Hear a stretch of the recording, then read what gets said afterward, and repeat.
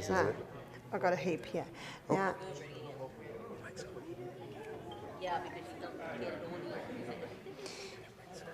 in that room, in that,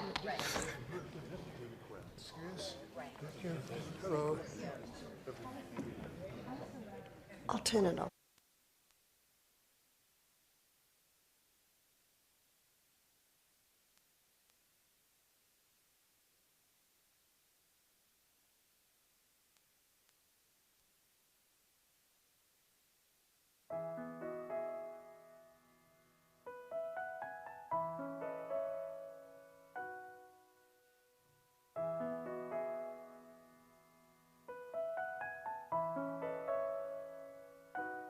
Come unto me, all ye that labor and are heavy laden, and I will give you rest. Take my yoke upon you and learn of me, for I am meek and lowly in heart, and ye shall find rest unto your souls. For my yoke is easy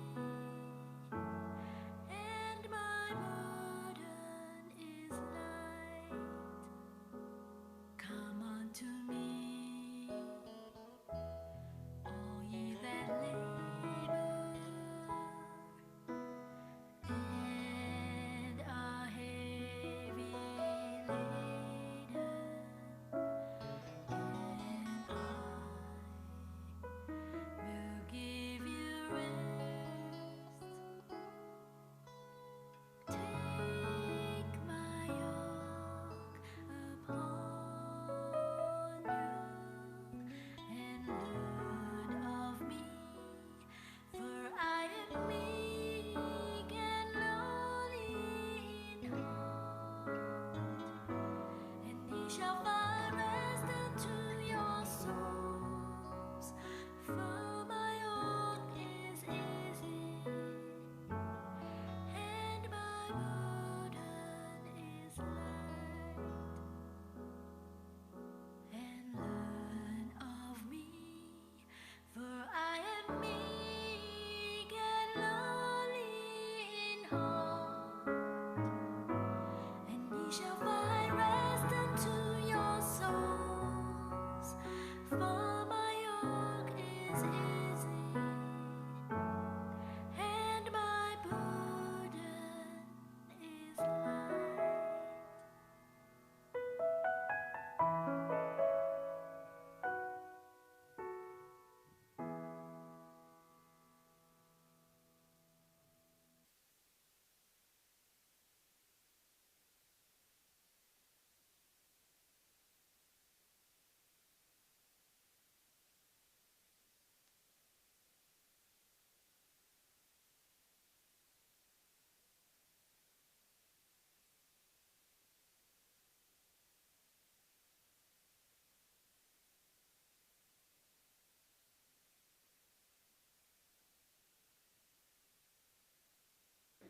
Good evening again.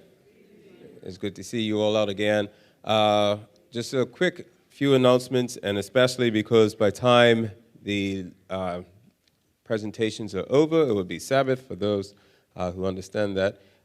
We just want to make sure you understand how you can get more information. If this is your first time, up on the screen, not sure if you can see it if you're close up, but on the TV screens you can catch it as well, are the contact information for different things. So for the first one, church email, what you see there are some books that are coming in that you can order through the church.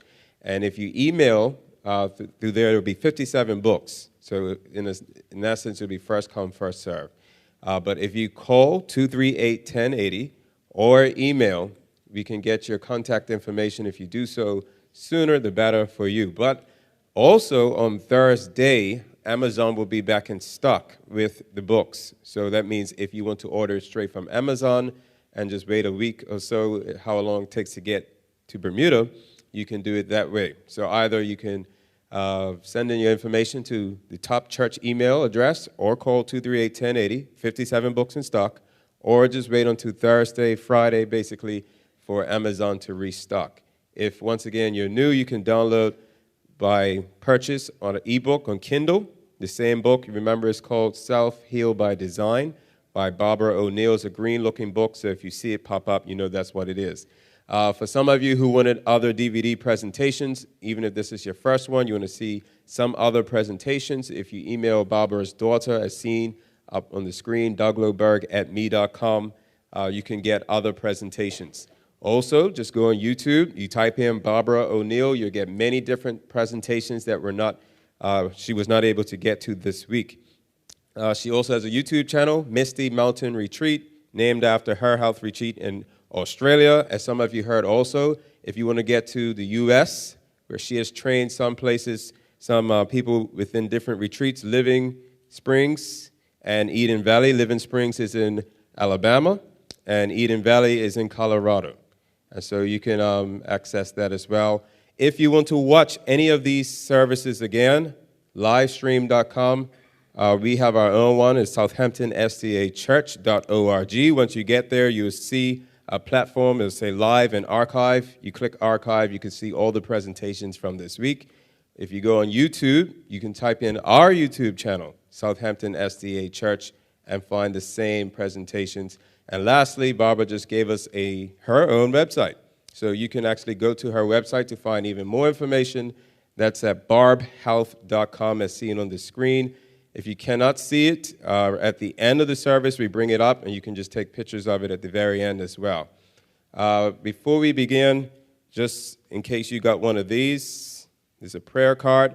As much as we want you to be physically healthy, we also want you to be spiritually healthy, right? So if you fill this out at the end, as you turn it in to Brother Smith, or even in the orphan plate, that would be sufficient. All right, so we're just going to also remind you, just in case you've forgotten, tomorrow will be 2 services in the morning, and that will be the last ones. The first one at 9:30. The second one will begin at 11 and be finished before around 1 o'clock. All right, so those are the last 2 ones. They'll be dealing with the brain. Barbara will get back more information as she begins. So if you could just bow your heads in prayer, and then we'll get straight to the service. Dear Heavenly Father, we thank you once again for your many blessings you've given us. Praise the Lord that you allowed for Sister Barbara O'Neill to share the wealth of knowledge that you have bestowed upon her.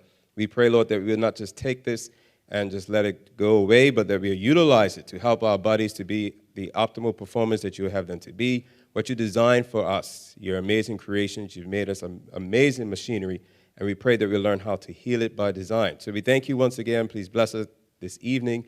In Jesus' name we ask these things. Amen.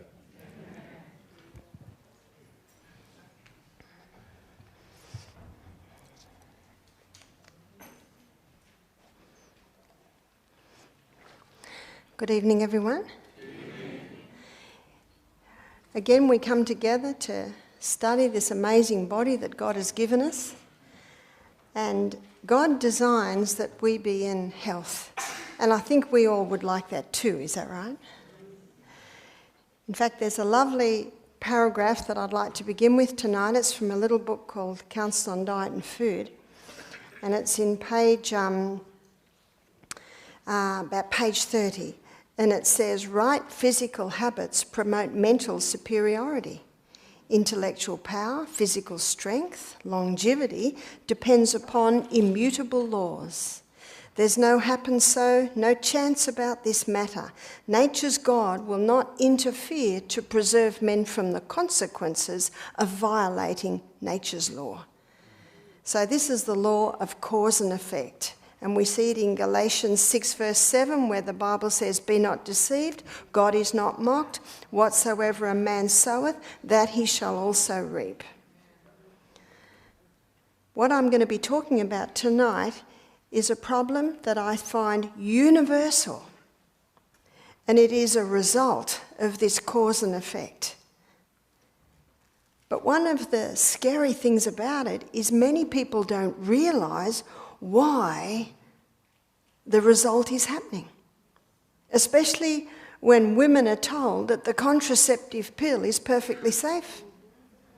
But one writer in Australia stated that she believes that it's responsible for the mass murder of millions of women. Well, that's scary stuff, isn't it? And as you will find tonight, that men and women have, are, and will continue to pay a very high price for the pill was introduced for sexual freedom. And in fact, the 1960s was called the sexual revolution, yeah?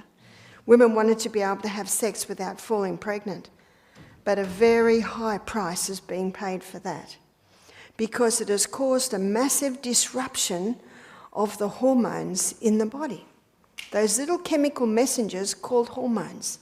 And sometimes the disruption of these hormones is the missing link in why people aren't well, especially in areas like breast cancer, endometriosis, cervical cancer, cysts on the ovaries, polycystic ovarian syndrome, fibroids in the uterus, uterine cancer, cervical cancer, breast cancer. Do you know that they are all a result of a hormonal imbalance? And one of the main causes of this hormonal imbalance is this contraceptive pill. Now, a couple of years ago, Time magazine did about a 6-page article hailing it as a deliverer of women, giving women freedom. There was not one indication in the whole article that it's caused any problems. And I thought, well, who wrote this? Huh? It was not an independent study, that one. So what I'd like to begin with tonight, I'd like to begin with by listing some of the symptoms of a woman having a hormonal imbalance, and then I'd like to list some of the symptoms of a male having a hormonal imbalance. I've already touched on some of the symptoms of a female. Let me go through them again. When a girl gets her periods at a very young age, do you know what normal is? Normal is 16 to 18. And yet you never hear of such a thing hardly now. We're getting young girls who are developing breasts at the age of 8. And they're beginning menstruating at the age of 9. Do you know, this is when they should be still little girls. That is an indication of a hormonal imbalance. Usually come through from the mother. And we're going to have a look at how it comes through the mother. And sometimes it's come from her mother. But there's always a reason, because as I showed you on Monday night, it's our lifestyle habits that are affecting the DNA we're giving to our children. Another symptom of a female having a hormonal imbalance is very heavy periods, very painful periods. Also, premenstrual tension. How many women and men think that one's normal? I've got some good news tonight. It's not. One man said to me, my wife, he said, for 3 weeks a month, it's pleasant to be with her, but for 1 week a month, he said, it's just terrible. He said, I come home from work, nothing's done. Breakfast dishes are still on the table. She's still in her pajamas. No washing's done. The house looks like a bomb hit it. And if I say anything, she just loses it. And then once that week's gone, everything changes. He said, for 3 weeks, I try and prepare her for that week. And by the way, how does that lady feel about that week? She's got a hormonal imbalance. That's why I say I've got some good news tonight. It can be remedied, and I'm going to show you how. Another symptom of a hormonal imbalance in a woman is breast cancer, cervical cancer, uterine cancer, endometriosis, fibroids in the uterus, cysts on the ovaries, polycystic ovarian syndrome, endometriosis, heart disease, depression. These are some of the symptoms of a woman having a hormonal imbalance. Well, what about a male? What are the symptoms with a male? Low sperm count, penile dysfunction, inability to hold an erection, called PD. In Australia, they have clinics for this. You know, the current figures in Australia are 40% of men over the age of 40 are having trouble with this. The male nurse that I know, who's in charge of 35 clinics where this runs, he said, we had a 21-year-old man come wanting help for his wedding night. Bit scary, hey? Another symptom of a hormonal imbalance in a male is prostate problems. We didn't know what the word prostate meant 20 years ago. Also, too much of the female hormone can cause a man to be effeminate, and too much of the male hormone can cause a woman to be masculine. So these are some of the symptoms of a hormonal imbalance. What I'd like to do in the first part of the lecture is I'd like to show you how the monthly cycle should run. Then I'm going to show you what throws it out, and then I'm going to show you how you can bring back the balance. Our sex hormones are made from cholesterol. I mentioned this last night. I mentioned this last night when I, hopefully, without any measure of doubt, proved to you that it's a total hoax that cholesterol causes heart disease. And when people are getting their cholesterol levels dangerously low, what's dangerously low? 150? 100? Because you see, our sex hormones are made from cholesterol. And if you don't have enough cholesterol, that person's going to have hormonal problems. From cholesterol, the body makes pregnenolone. And from pregnenolone, the body makes another hormone called progesterone. Progesterone is a key hormone because from progesterone, your estrogen levels are made. And from progesterone, testosterone levels are made. And from progesterone, your adrenal hormones are made. Now there's your fight and your flight hormones. So you can see that progesterone is a pretty important hormone. Let's have a look at the monthly cycle. It's a 28-day cycle.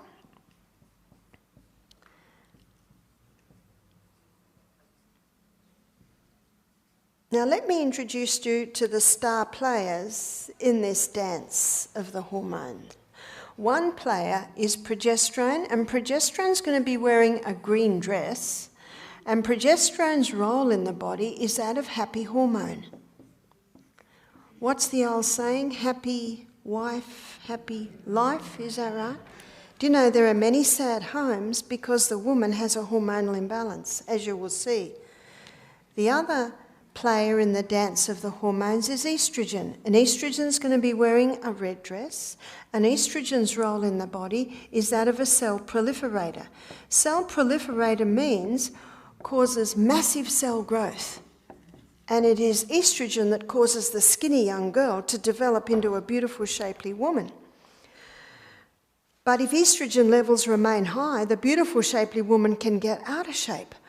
I liken estrogen to fire and water. Good slave, bad master. As you will see, and there are a couple of proverbs that talk about that, isn't there? When the slave becomes the master. Day 1 of the monthly cycle, progesterone levels are low. Day 1 of the monthly cycle is the day that a woman begins to menstruate. Day 1 of the monthly cycle, estrogen levels are low.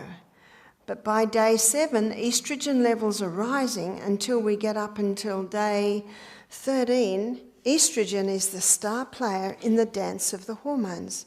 Let's go to the stage where the dance is played out. And this is the reproductive organs of a woman's body. This is the uterus, this is the cervix, this is the birth canal, and these are the fallopian tubes with the little filaments on the end of the fallopian tube, and these are the ovaries that are connected by a ligament. So at this time of the month, estrogen is causing massive cell growth in the lining of the uterus, once again causing the blood nest to develop. I used to say to my little children, when they were young, I'd say, Mother has a blood nest in her. And if Father puts a seed in there, a baby can grow. But if Father doesn't put the seed there, the blood nest comes away. Do you know it's a good way to start? You just tell them simply like that. And as they grow and as their interest is more, you can tell them more. Estrogen is also causing massive cell growth in the ovaries, causing eggs to develop. Estrogen is also causing a form of lubricant to be released in the birth canal. By day 14, a fully developed egg bursts forth from the ovaries. And the little filaments on the end of the fallopian tubes basically pull that egg up, and that egg starts to travel up the fallopian tubes. The fallopian tubes are ever going like this, causing that egg to move up, up, up. Now the hole where the egg bursts forth develops a blister. And that blister is called the corpus luteum. I've drawn it in green because corpus luteum is the main site of progesterone production in a woman's body. Can you see the importance of a woman ovulating every month? Because when she ovulates every month, corpus luteum's made. And when corpus luteum is developed every month, then progesterone levels are maintained. There's your happy hormone. There's keeping all of these other ones under control. And so, with the development of corpus luteum, now progesterone levels rise. So by day 14, progesterone levels are starting to rise. Now, because we've got our egg, we've got our nest, we've got our lubricant, the message is now given to estrogen that estrogen can go now backstage. Now, with the rise in progesterone, what effect is that having? Progesterone has a ripening effect on the lining of the uterus, putting the finishing touches. I liken progesterone to the plasterers and the painters. Progesterone also heightens a woman's mood at this time of the month to the point of increasing her sexual desire at this time of the month. But progesterone has another effect. So let me show you. I'm going to magnify the cervix. The cervix usually has two lips with a mucus plug. Under the effect of progesterone, the mucus plug goes, the lips come up a little tighter, and a special form of lubricant is released around the cervix, and that lubricant is designed specifically to facilitate the entry of sperm up into the uterus. So you can see the stages set for the entry of man. Did you know that between 200 and 500 million sperm are released with one ejaculation? That's incredible. You see, the sperm is the smallest cell in the human body. And as I explain what happens next, you'll see why God made so many. You see, they've got a long journey and they've got a lot of hardship. And you know, what did we come from? One. Incredible. Up to half come back out. If the sperm meet this cervix, very difficult to gain entry. But if the sperm meet this cervix, that lubricant literally grabs that sperm and shoots it up. It's got a long journey, and some of them go down the wrong road. There's no road map. They basically die and get absorbed back into the blood. But some happen to go down the right road, and aha, they found their prize. I saw a photograph one day of 15 sperm all trying to gain entry. Do you know, as soon as the tip of the head of one sperm gets in, immediately a toxic substance is released to kill all the rest, and all the little openings shut immediately. Isn't that incredible? Now, occasionally two might get in, and the only way that can happen is at the split second they both gain entry. And that's when the twins can share the placenta. Did you know that within, I think it's a few days, and in a few days, the DNA of the egg and the sperm are unravelling and starting to join together. So within a few days, there's a division to the first two cells. And when the division of the first two cells happen, the DNA of a new human being is perfectly intact. With this knowledge, when does life begin? Within days. Within days. I think there might be a few surprises on the resurrection morning. What do you think? Just incredible. And isn't it a miracle that you or I are here? When you consider everything that has to be in place for the conception of a new human being, it is a miracle. So never for a moment do not ever think that you are not precious. Precious and designed by God, each one of us. So what happens when conception takes place? When conception takes place, progesterone levels soar 200%. What do we often say when a lady's pregnant? Oh, she's just blossoming. Progesterone levels are high. I was pregnant or breastfeeding non-stop for 14 years. I'm still alive. Must be all that progesterone. People used to say to me, oh, you poor thing. I say, oh, no, it was good. Mind you, I love babies. Now, see how there is one progesterone? There are 3 estrogens. So you've got estrone, and estrone is E1. You've got estradiol, and estradiol is given the name E2, and estriol is the delicate estrogen, and estriol is called E3. Now, estrone and estradiol both have strong cell proliferator action, whereas estriol is the delicate estrogen, and it is in pregnancy that estriol levels rise. So what happens if the woman does not fall pregnant? Then by day 26, her progesterone levels are dropping. By day 26, her estrogen levels are dropping. And when both those levels drop, the blood supply to the uterus is cut. And when the blood supply to the uterus is cut, then the blood nest comes away, and we are once again at day 1 of the monthly cycle. That's what it should look like. But it has been said that only the anatomy and physiology books looks like that now.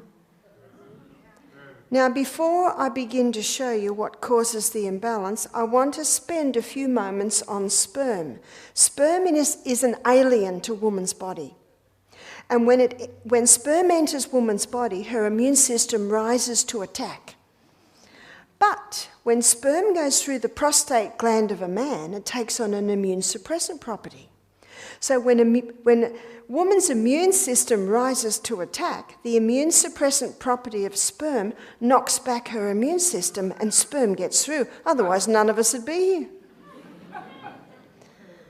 But in this remarkable body that we live in, every time a woman's husband enters her, her immune system rises and says, oh, it's husband, I'll just stand back. Familiarity happens. But can you imagine how dangerous it could be in a woman who has multiple partners? Can you imagine how dangerous it is in the area of anal sex? And you will find that many homosexuals' diseases can be related to their sexual experiences. Remember what sperm is, an immune suppressant. What about if a woman has a pap smear? If a woman has a pap smear, it is a little scrape or nick taken out of the cervix to test for abnormal cells.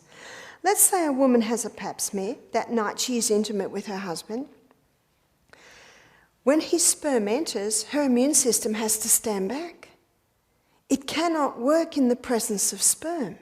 And if it happens just before she goes to sleep, can you see the immune system can't get back on the job till morning when gravity causes sperm to come away? Let's say she's a very sexually active woman and this is happening 2 nights out of 3. 6 months later she has another pap smear. They happen to take a scrape on the same spot. What's the results? Abnormal cells. What caused the abnormal cells? The first pap smear that was never allowed to heal. A woman should be told that for 4 weeks after a pap smear not to allow her husband's sperm to enter her. Are they told that? One lady said, my husband can't wait 4 weeks. I said, well, he has to wear a condom. But the sperm must not enter. Would it take 4 weeks to heal?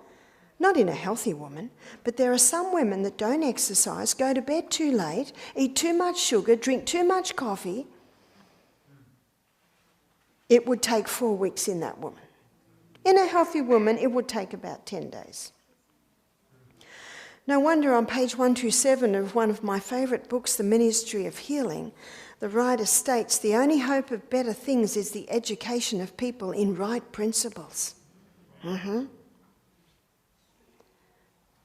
So, what causes the imbalance? 1957, the first contraceptive pill was introduced to women. 1960s is called the sexual revolution. Women wanted to be able to have sex without falling pregnant. But men and women are paying a very high price. Let me show you why. So number one disruptor is the contraceptive pill. What is the pill? The pharmaceutical companies grow acres and acres of Mexican wild yam. That Mexican wild yam contains a plant chemical called diosgenin. And diosgenin, in a laboratory, it can be converted to progesterone. Called progesterone because it has the identical molecular structure that our progesterone has, but the pharmaceutical can't patent that. So they add a couple more atoms in one area and come up with a synthetic estrogen. They add a few more atoms in another area and come up with a synthetic progesterone. It's called progestin or progestone. You see, in the 1980s, it was proven that straight estrogen causes cancer. And so from about the 80s, then the pill included not just estrogen but progesterone, but it wasn't progesterone, it was progestin or progestone. Did that help? Not really, because now that blocks our own progesterone receptor sites. You see, when these synthetic hormones are fed into this biochemical pathway that our body uses to make its own hormones, it causes a disruption. And the body says, what's happening? Must be pregnant. Because it thinks it's pregnant, the egg's not released. So the woman doesn't fall pregnant because there's no egg release. Can you see that? So for 3 weeks she makes a pill, takes the pill. The body thinks it's pregnant. Then she takes a sugar pill for 1 week, and the body goes, what's going on now? And it has a token bleed. And then a week later, the hormones come back. Oh, must be. Can you see the disruption there? But I want to show you what's happening. So our green is progesterone. Its number one hormone should be, because it balances. It's the precursors of the others. Estrogen should be here. Month after month on the pill. No corpus luteum. What's happening to progesterone? It's going down. Month after month on the pill with its synthetic estrogen, where's estrogen going? Up. We've got a problem today, sadly too common, called estrogen dominance, progesterone deficiency. Good slave, bad master is now the master. Let's look at the scale now. Where's estrogen?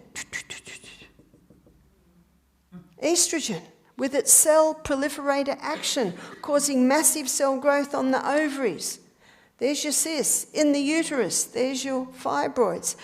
Increasing the lining, there's your endometriosis. Endometriosis starts wandering all through the abdominal wall.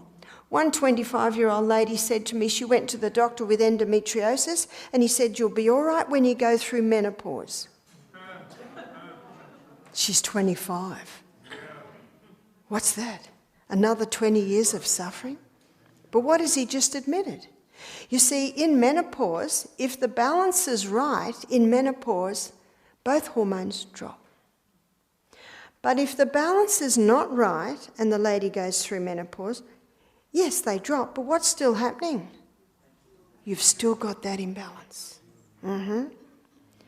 So estrogen, with its cell proliferator action, causing all these growths in the reproductive organs, in the breast, to even breast cancer, cervical cancer.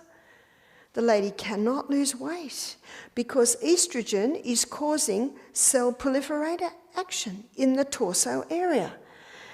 And because it's a capillary dilator, it causes all the blood to rush to the skin. And the husband knows because all the blankets get thrown off in the middle of the night. He might even get pushed right out of bed. 10 minutes later, the blankets go back on. One lady said to me, I'm the CEO of a large company. I'm taking a board meeting and all of a sudden a hot flush comes. She said, I'm dripping perspiration. She said, I can't handle it. So she went to the doctor. What did he give her? He gave her hormone replacement therapy. The flushes stop. Why? Oh, the body thinks it's pregnant again. More synthetic hormones. So all the energies go into the breast and the uterine area. 6 years later, she's got breast cancer. Doctor takes her off HRT immediately. Why? He knows. So you say to the physician, why did you give it to her? He said she was suffering and it brought her relief. That is true. The flushes stopped. But you ask the lady, what would you prefer? Hot flushes or breast cancer? What's the answer? Bring on the flushes, even in Bermuda. I'll get a fan, yeah?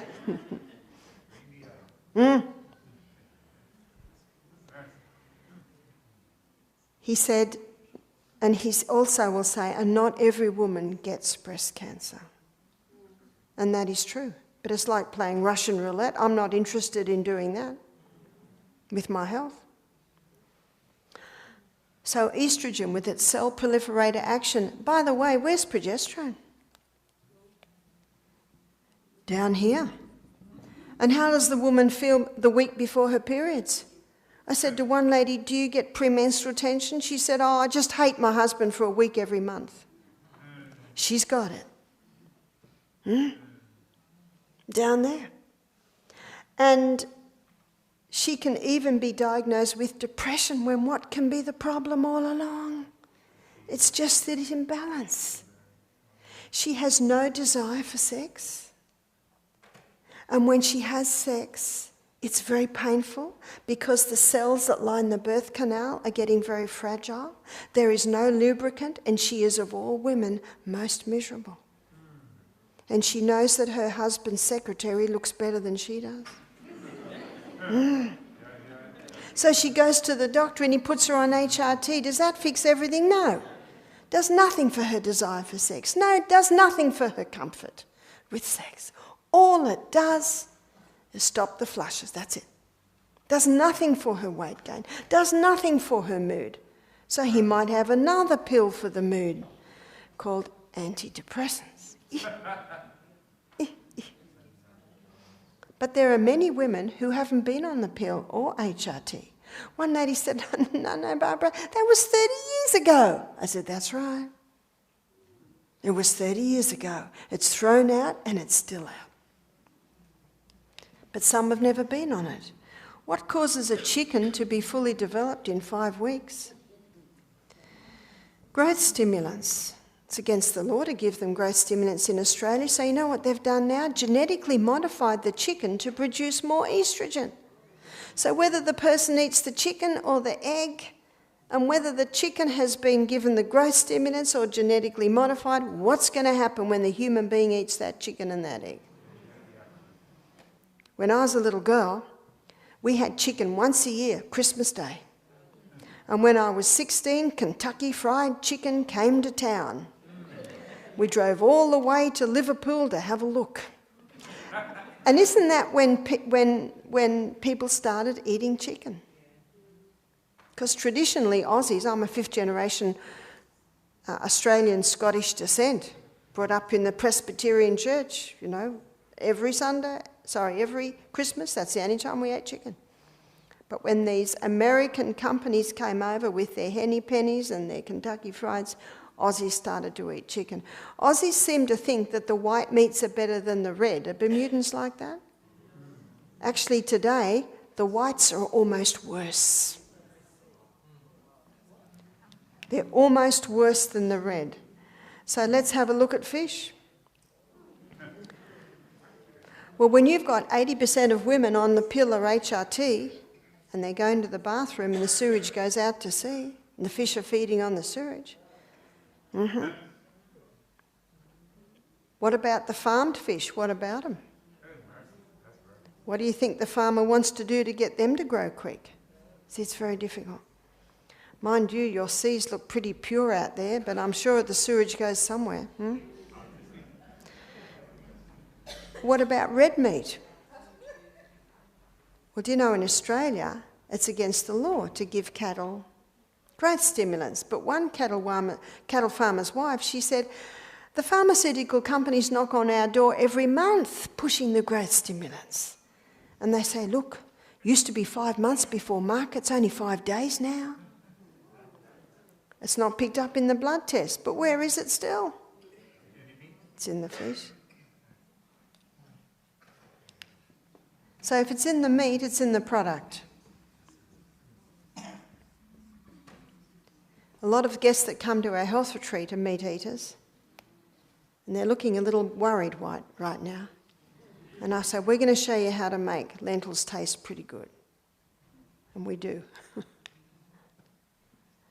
But I've met people who are vegetarian, never been on the pill. There's more. Plastics.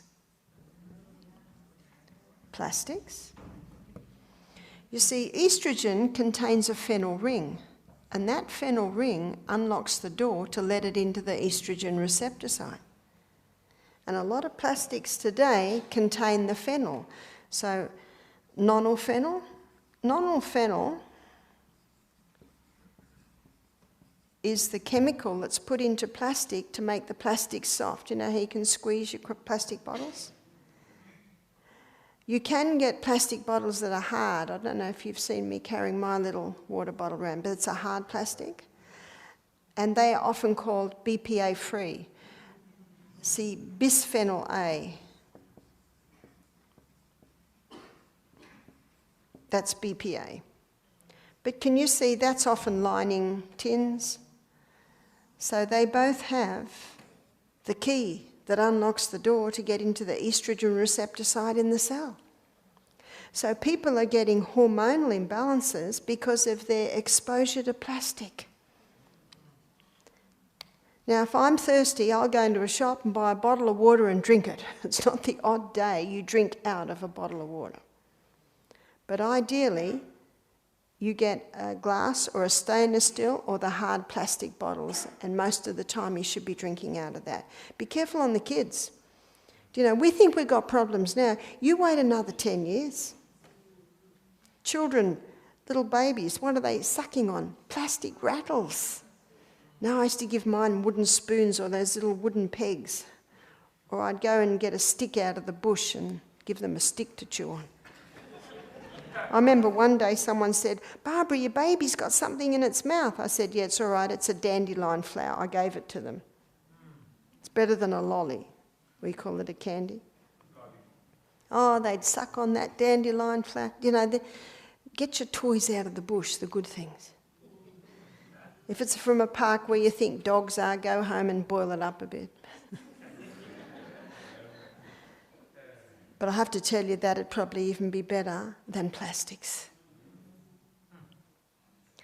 Also, be careful what the babies are wearing. Now, when I had babies, you call them diapers, we call them nappies. You know, you wash the nappies. Babies are in plastic nappies.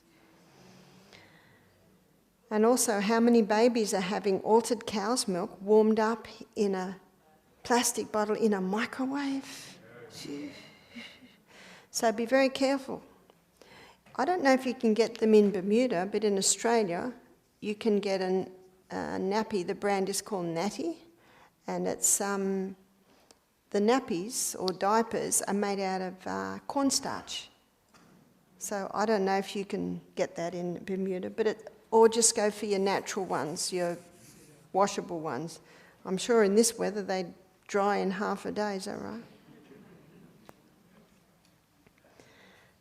So this is why plastics are contributing to the hormonal imbalance. And one of the worst is heating. So hot soup in a plastic takeaway container. So when those plastics are heated, they give off these estrogen mimickers. So they're called xenoestrogens, meaning that they mimic estrogen. And you'll also find estrogen mimickers coming off chemicals. You'll find estrogen mimickers coming off herbicides, insecticides, pesticides. That's why go organic as much as possible. Grow your own as much as possible. There's another one. There's a mould waste called zearalenone.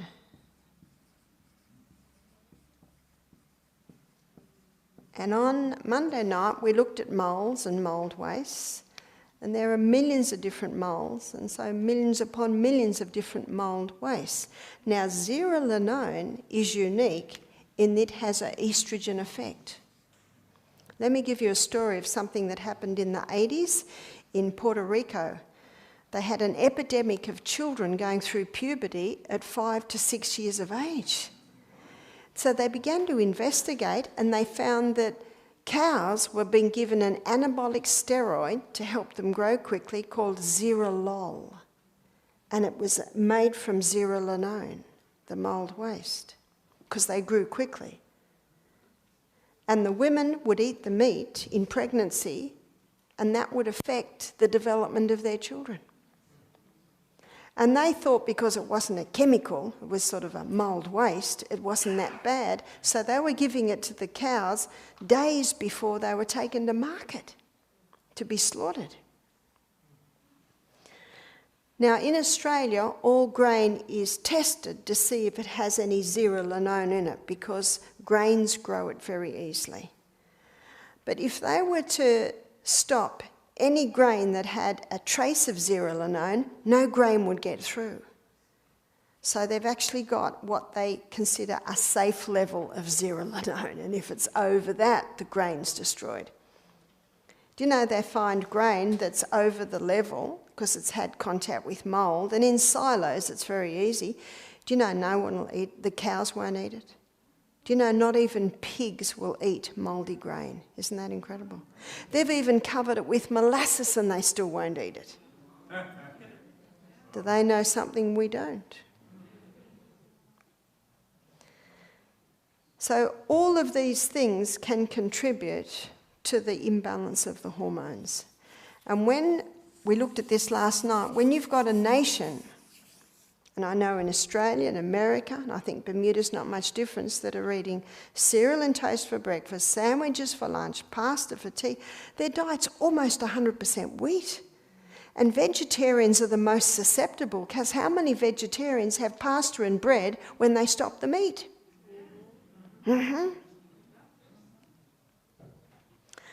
So how can we turn this around? Before I show you how we can turn it around, I want to show you 3 different types of estrogens. So we're going to look at the cell. So this is a cell, cell, cell. This is an estrogen receptor site. Now this estrogen is the xenoestrogen. And xenoestrogen, coming from chemicals, plastics, herbicides, insecticides, it's 20,000 times stronger than plant. Sorry, not plant, human. So how big's human estrogen? It just sits perfectly in. Well, how big's xenoestrogen? It's huge.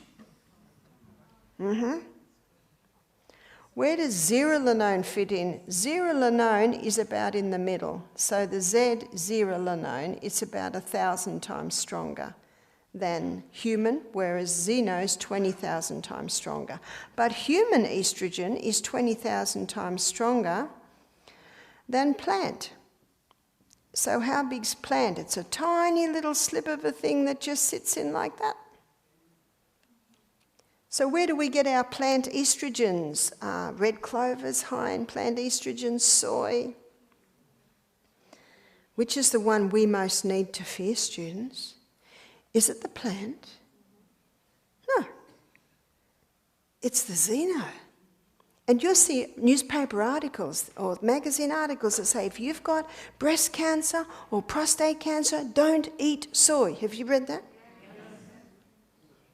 Well, there is one soy that you shouldn't touch, and that's the one that's been genetically modified. In America, it's called Roundup Ready. Why is it called Roundup Ready? Because it has been genetically modified to resist Roundup. And a farmer told me this. He said 5 times before harvest, the field is sprayed. So that's 1, 2, 3, 4, 5 doses of Roundup. And how does Roundup kill the plant? By interfering with its hormones. He said all the weeds die and the soybean keeps growing. Bit scary, isn't it? So that soybean's dangerous, number 1, because it's been genetically modified. Number 2, why? Because it's full of the xenoestrogens.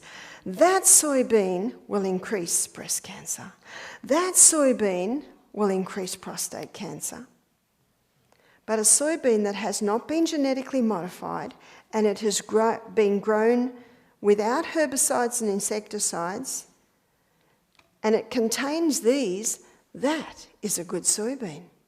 You see, soybeans contain the most anti-cancer properties of any plant. I think I mentioned earlier, I've got a friend who did a thesis on soybean, and so people say to her, tell us about soybean. She said, it's real easy. God made it good, man mucked it up. End of story. In fact, one of the questions I noted said, soybeans toxic. Yes, this one is. That's right. But not the one God made. Now remember Psalm 104 verse 14, where the Bible says God gave herbs for the service of man? Let me show you what this means with the soybean. The soybean comes into the receptor site and it knocks. Excuse me, can I come in?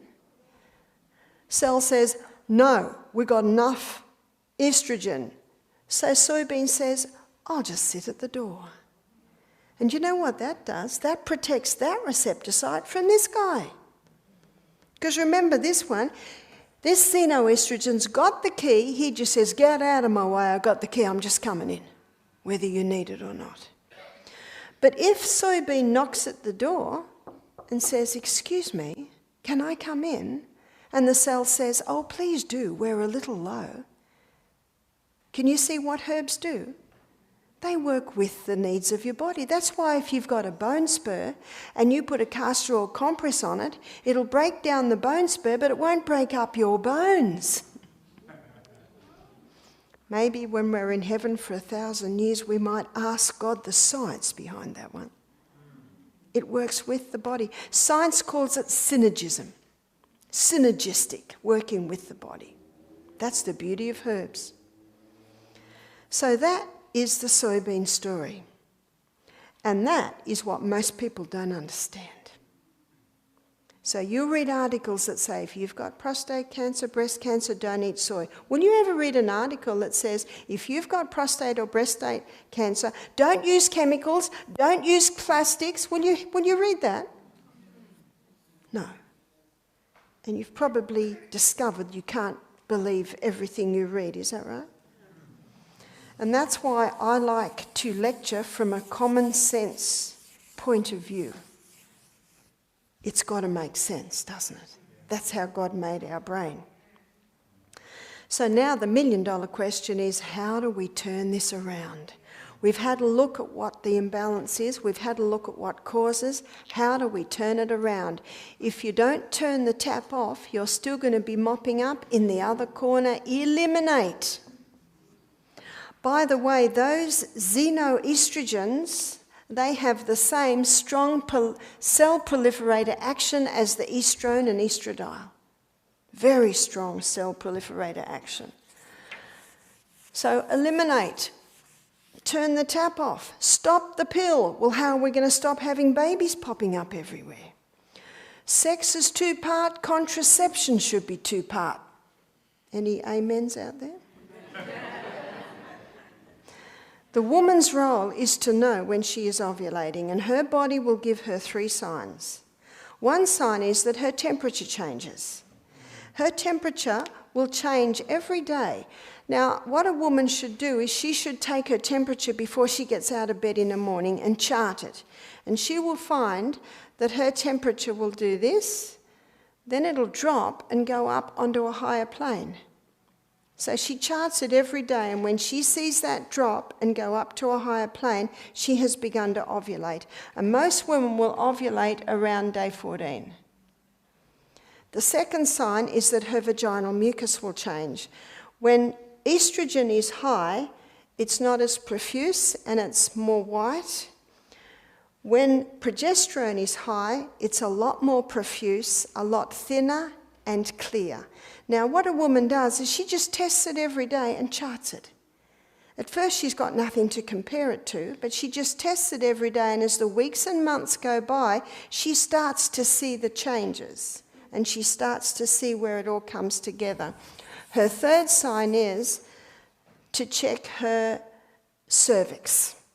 So she'll check her cervix every day and note.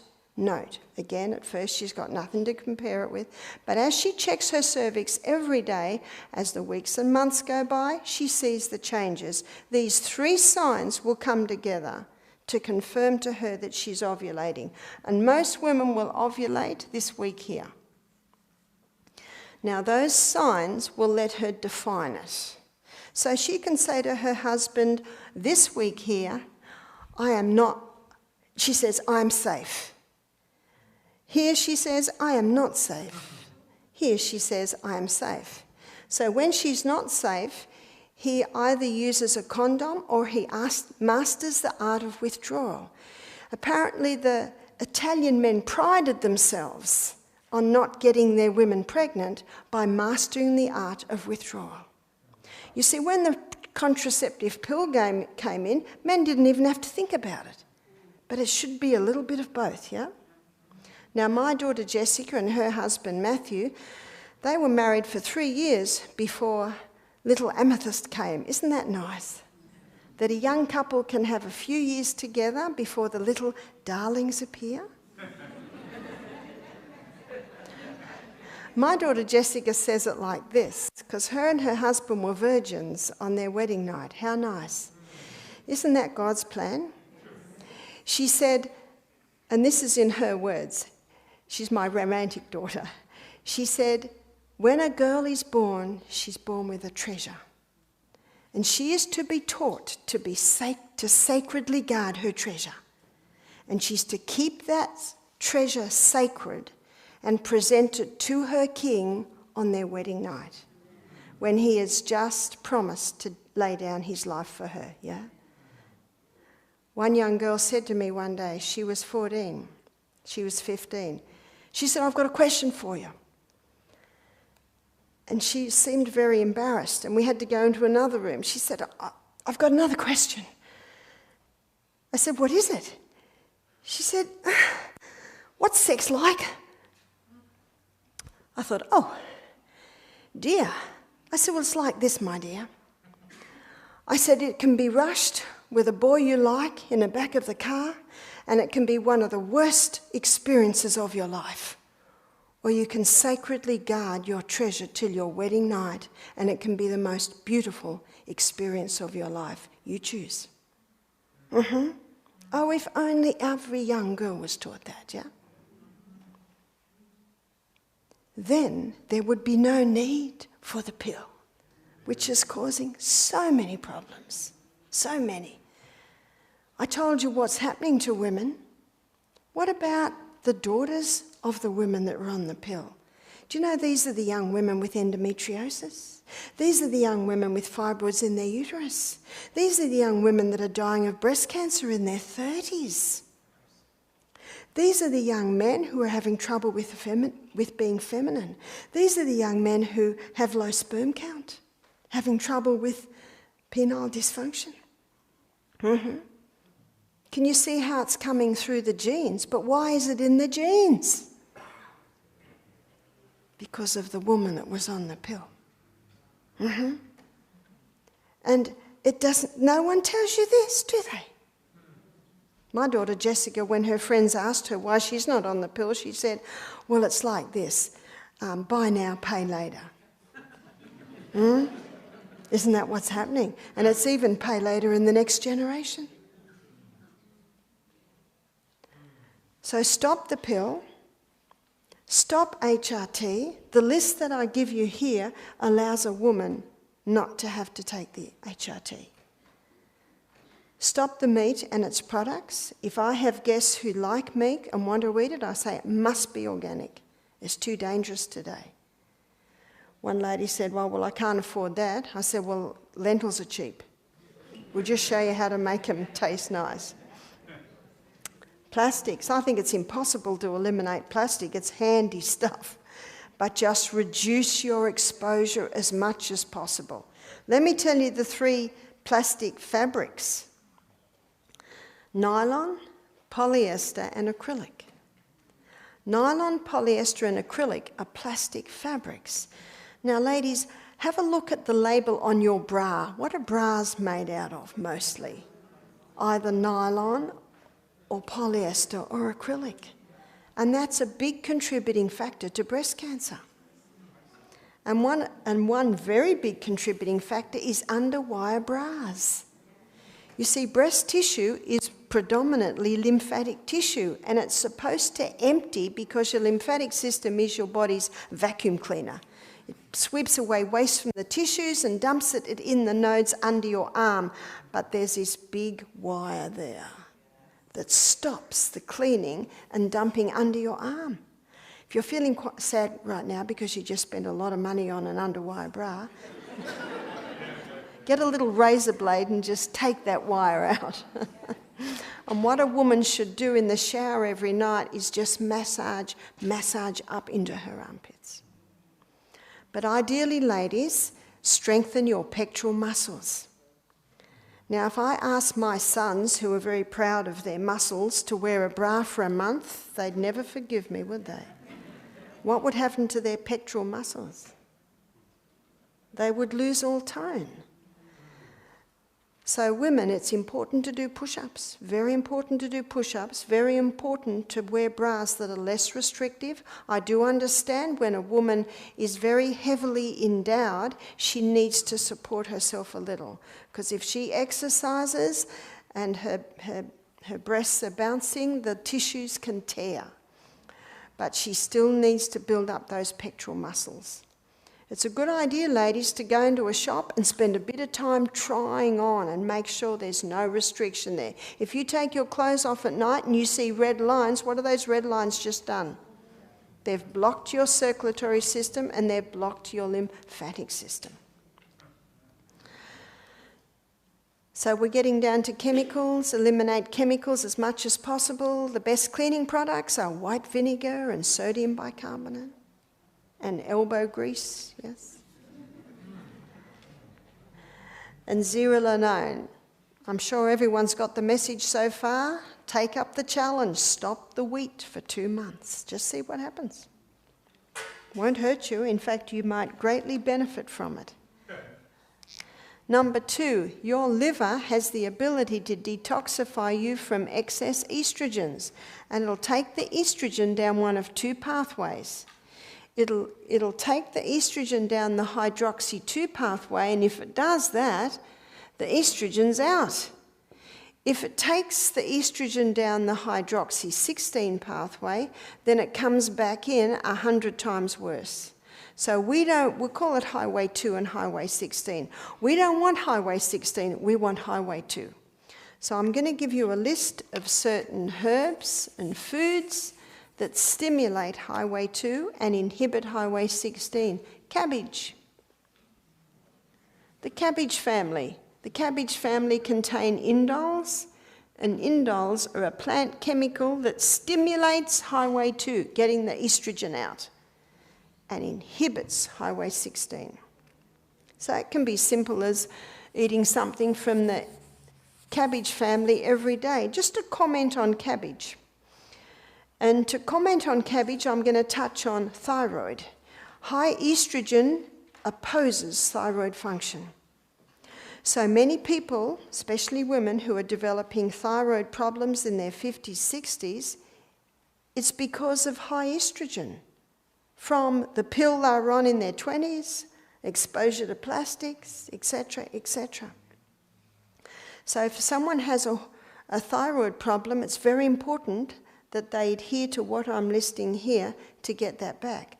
Now, if someone's got underactive thyroid, they need to only eat the cooked cabbage family because raw cabbage contains goitrogens.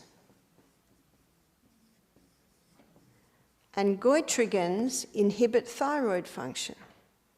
But when you cook the cabbage family, it inactivates the goitrogens.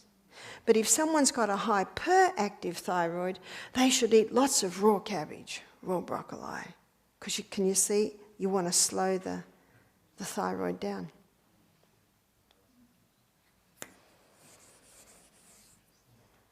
What can also stimulate highway 2 and inhibit highway 16 is vitamin B6, vitamin B9 and vitamin B12. If someone has a hormonal imbalance, they initially may need to take a supplement. But the best source of your B vitamins is found in your raw nuts and seeds. Also, licorice. If you've got high blood pressure, forget this one. I'm talking about the herb licorice. And flaxseed. It's a good idea to grind those up and have them every day on your breakfast. So number 1 is turning the tap off. Number 2 is stimulating the liver to get rid of the excess estrogen. And number 3 is a cream that's made in Australia called the Anna's Wild Yam Cream. The Anna's Wild Yam Cream contains the plant chemical diosgenin. And when the Anna's Wild Yam Cream is applied to the skin, the fat cells take up the diosgenin, and that stimulates the pathway that your body uses to make its own progesterone. In America, you can buy progesterone cream off the shelf, but you keep putting progesterone in the body gets lazy. The beauty of the Anna's Wild Yam Cream is that it stimulates the body to make its own progesterone. That's its superior. It is superior with that. At the beginning of our presentation tonight and at the end, there's a website up there, or sorry, not a website, an email from my daughter Emma. She lives in America and she sells the Anna's Wild Yam Cream. Also, Living Springs Retreat in Alabama sells it, and also Eden Valley sell it. Every year when I go to America, I meet women who've been on the progesterone cream. It's not doing it. They go on the Anna's Wild Yam Cream and they're getting results. Can you see its superiority? Because it stimulates your body to make its own. So how would a woman apply it? She applies 1 finger dip. That's just past the nail bed. So she puts her finger in, that's about the right amount. She puts it on the inside of her arms 1 time, inside her thighs another time, abdomen another time, chest another time. She alternates the spots and it keeps the body reactive. I met a 9-year-old girl when I was in the Bronx who already had her periods, so I advised she go on the Anna's Wild Yam Cream. And I met a 90-year-old lady who was on the Anna's Wild Yam Cream for osteoporosis. You see, progesterone boosts bone-building cells. So people who have osteoporosis, it can be a hormonal imbalance. The worst thing you can do for your bones is take calcium. Now I'm going to tell you why. You see, your bones aren't made of calcium. They're made of 12 minerals and 64 trace minerals. What are the minerals? So let me give you the minerals that your bones are made of. Your bones are made of boron and calcium and chromium and iron and magnesium and manganese and selenium and sulfur and silica and potassium and phosphorus and zinc. That's what your bones are made of. And 64 trace. So it's not rocket science to determine what do your bones need? Bones harden cement, they don't harden bones. In fact, calcium supplements come into the body in an imbalanced form and can even weaken your bones. So where are we going to get that from? In fact, no matter where I stand in Bermuda, I'm pointing to it, am I right? Seawater. Yep. That's the cheapest and the easiest way, isn't it? And I've got some good news, you don't have to drink seawater. Just take a little mouthful before each glass of water and cook with it. 1 teaspoon of salt equals 1 cup of seawater. When you're making soup, stews, unleavened breads, cornbreads, put the seawater in. It's delicious. You're getting all your minerals. There's another place you'll get these minerals, and that is dark green leafy vegetables.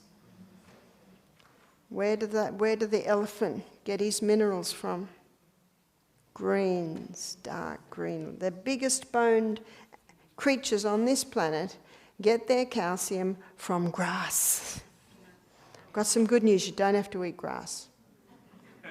You can eat kale, rocket, parsley. Try and have something green every day. That's what will build your bones. And you need gravity-defying exercise. What's the best gravity-defying exercise? Rebounding. That'll strengthen your bones. So you need to strengthen it by defying gravity. Do you know, NASA found that when their astronauts came back from out of space, their bones and muscles had deteriorated because what's in space? No gravity. And the only exercise that prepared those astronauts for no gravity was rebounding. And they also found when they came back from outer space, it was the only exercise that got their bones and their muscles strong again quickly. And it also increased their G-force to leave the planet. It's important to start going to training. Is that right? We're training for something more important than the Olympic Games, am I right? God is looking for a people. He's looking for workers. And they're just about all gone down. Is that right? The harvest is great, but the workers are through. We need to be physically and mentally fit. And tomorrow I'll show you how you can be mentally fit and your brain need never deteriorate. And a lot of it has to do with everything I've been talking about this week. So your Anna's Wild Yam Cream strengthens your bone. Your Anna's Wild Yam Cream also helps to balance your thyroid because the Anna's Wild Yam Cream boosts progesterone. I've seen people come off their antidepressants after being on the Anna's Wild Yam Cream. So if you're between 9 and 90, that works. How long should a woman be on it for? At least a year, maybe more. One lady said, a year? I said, well, you've been out for 20 years. And the good news is it's not going to take 20 years to get you back. But it may take 1 or even 2. I've had a few men say, thank you for giving me my wife back. My head's not being bitten off every month anymore. One lady said to me, thank you for giving me my daughter back. When she turned 13, horns came out. She said, the horns are gone in. What about a man? Well, the Anna's Wild Yam Cream also sell his yam cream. And his yam cream has a few specifics for the men as well as the basics that Anna's Wild Yam Cream have in it. Now, there's one thing before I move on to the men that I didn't define. I defined applying it twice a day to different parts of the body for 3 weeks a month. So if a woman is still menstruating, she will apply it for these 3 weeks here. She basically just stops when she's menstruating. If a woman is not menstruating anymore, she chooses 1 week of the month where she stops. One lady said to me, I'm terrible for that 1 week. Do I have to stop? Not many women say this, but occasionally I said, well, just go on half dose for that week. About 1% of women will develop a rash. And if that happens, it's quite rare. I say stop for a month and then put it on the soles of your feet. And many women have told me that little by little their body gets used to it again. So what about a man? A man does not have a break because men are not cyclic like women are. In fact, in the book Hormone Heresy by Cheryl Selman, she explains men and women like this. She said, men are like the sun. They rise every day, conquer the day, down again at the end of the day. She said, women are like the moon.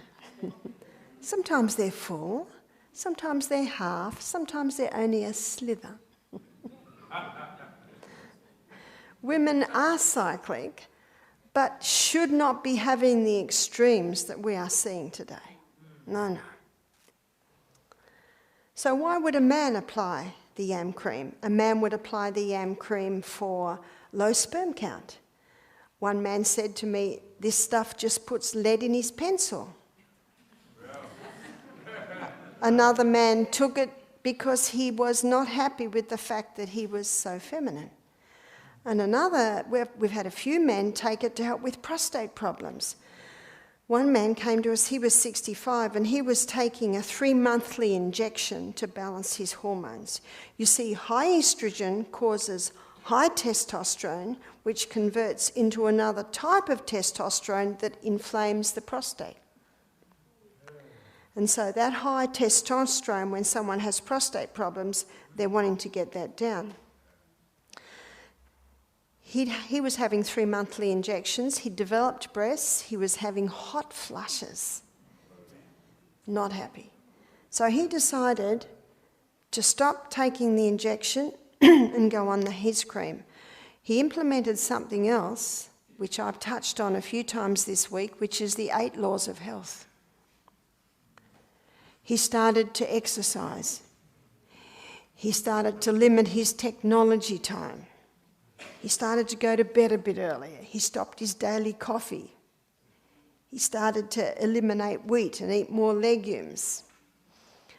And he applied the yam cream. His wife emailed me 10 months later. She said, his testosterone level are the best levels they've ever been. And he's not having hot flushes and the breasts have gone down. That was in 10 months. Just on the annas. What I love about it is it works with the needs of the body. So how long would a person be on it? Maybe 1 year, maybe 2. If after a year you stop and you think, I was better on it, go on it a little bit longer. So a person would be on it for osteoporosis. They would be on it to help conquer their depression. They would be on it for maybe heavy loss of blood every month. One lady said after 1 month on the cream, her blood loss halved. So can you see there's a variety of reasons that a person would be on it. So the postmenopausal women, with all of their symptoms that I described to you, what the Anna's Wild Yam Cream will do is it'll get estrogen down and progesterone up, which means now they can start to lose a little bit of weight. Will it help with their desire for sex? Yes, it will raise it somewhat.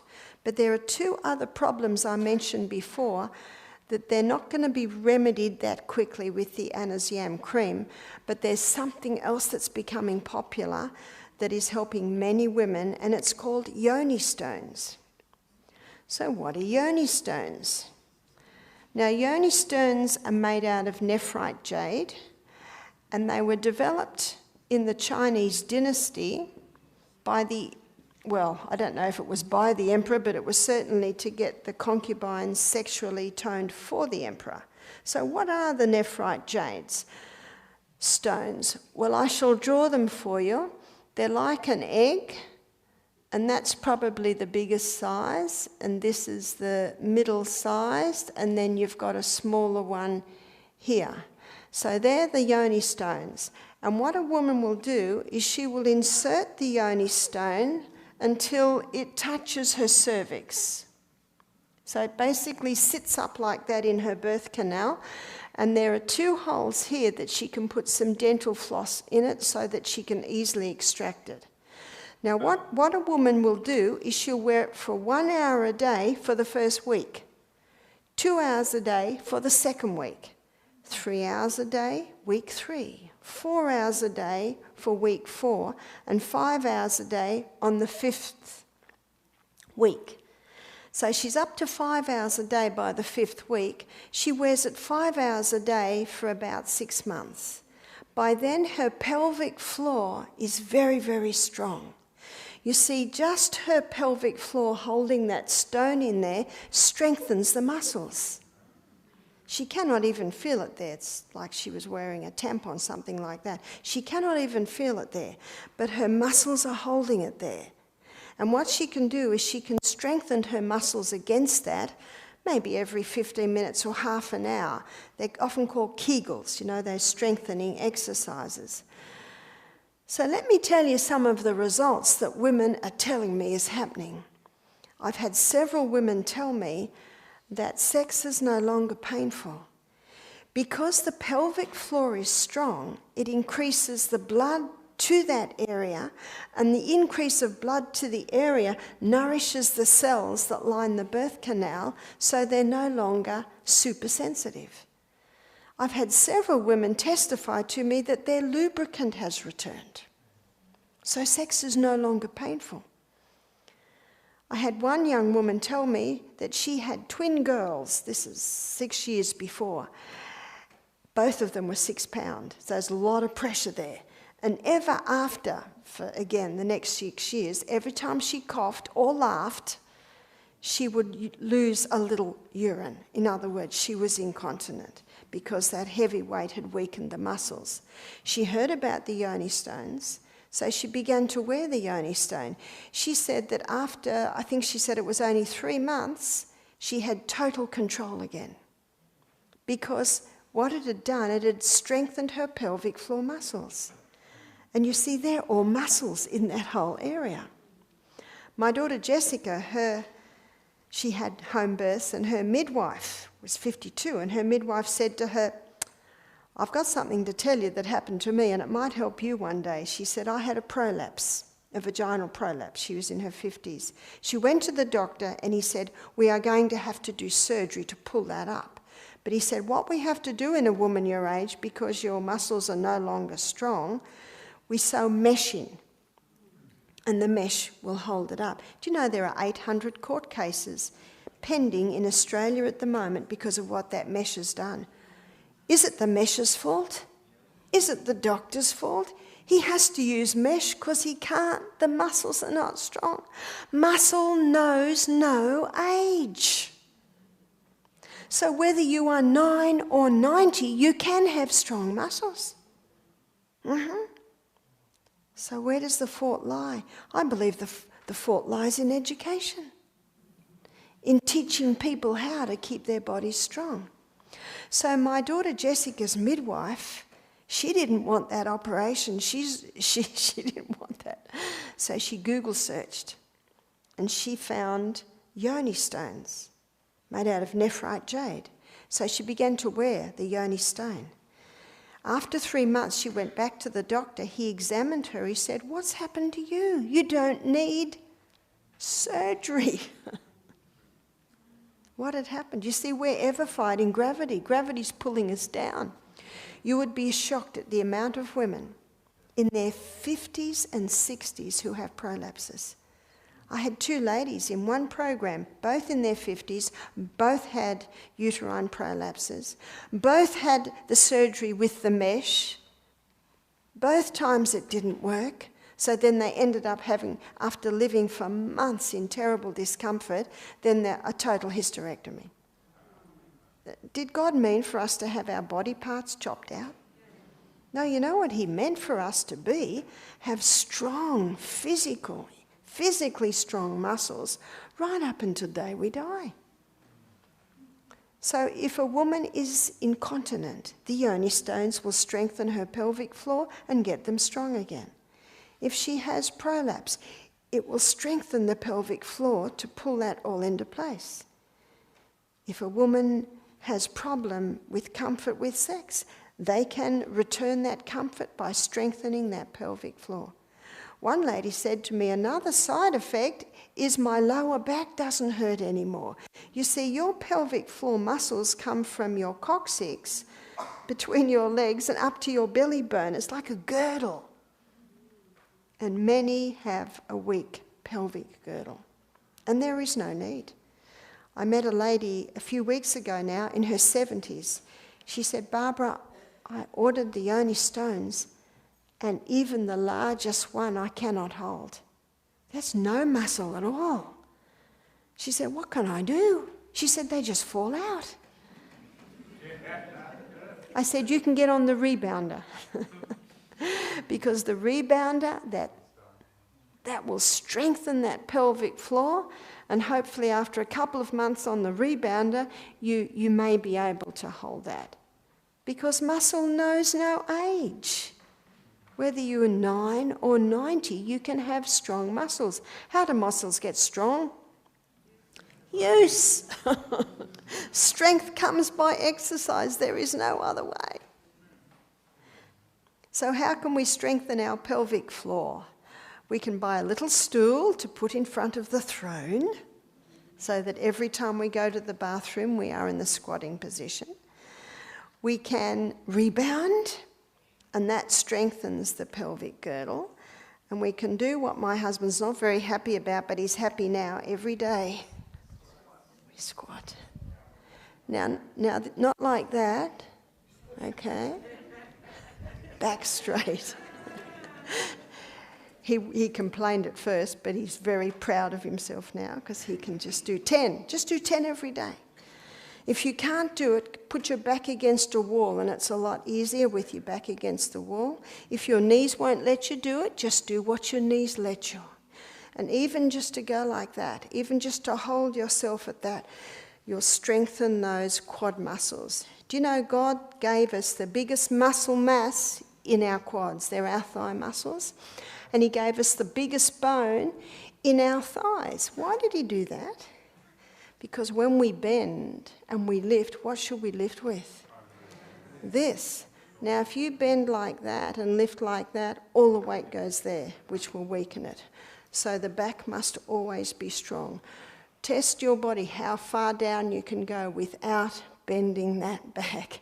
All the weight will be taken here, and that's what God meant. How many people have weak thighs and weak lower backs? How many people have lower back problems? So how do they get weak? Again, a weak pelvic floor. So it's important to take steps to strengthen up your pelvic floor. God designed the body to heal itself.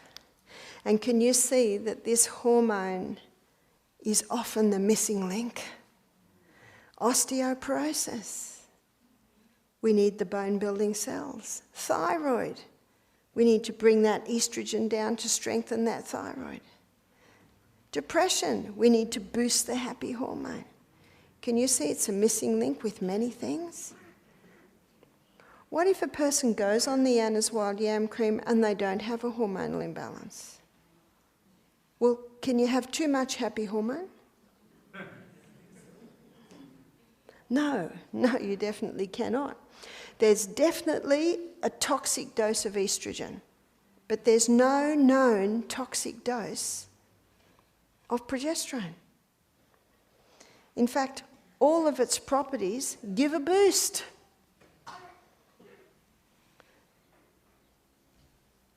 So how do the 8 laws of health affect the hormones? We need pure air, because remember, zearalenone is a mold waste, so that can be a link. So let's have a look at these laws. Number 1 is pure air. Number 2 is sunshine. Do you know that our eyes need sunshine? Because when our eyes get sunshine, the ultraviolet rays go through neurochemical pathways and hit the pituitary gland, which helps to balance the hormones.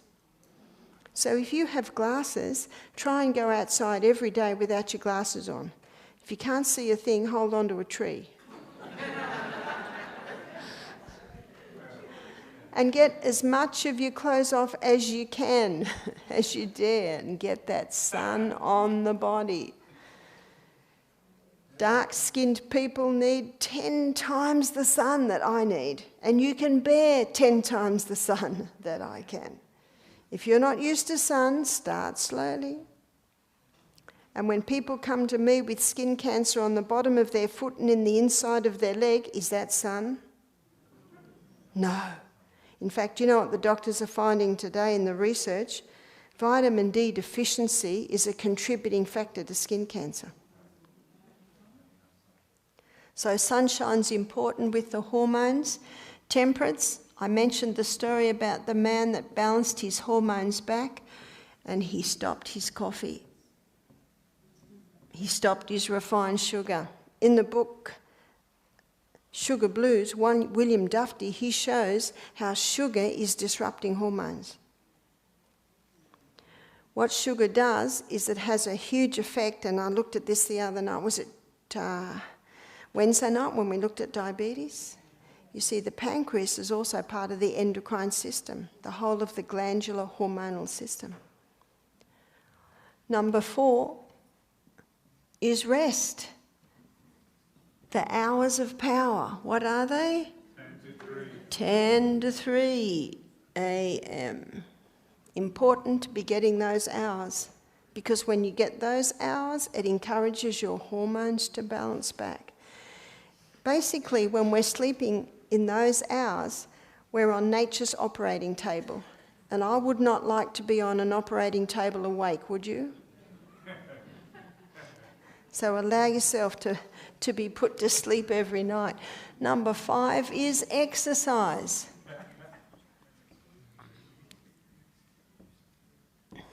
We need to be doing it every single day.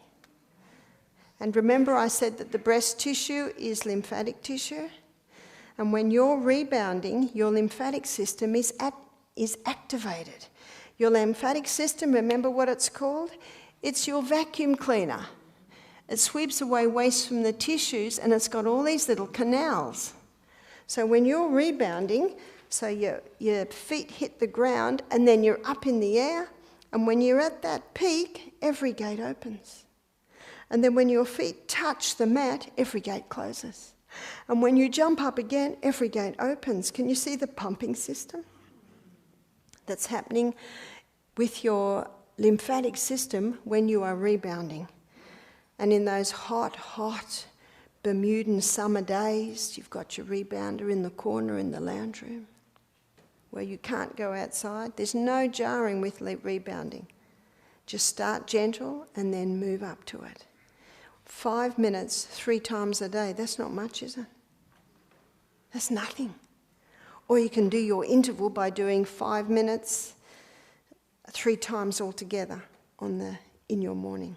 So you can do your 30 seconds by running on the rebounder, and then your health bounce is just the slow one, and then rebounding again.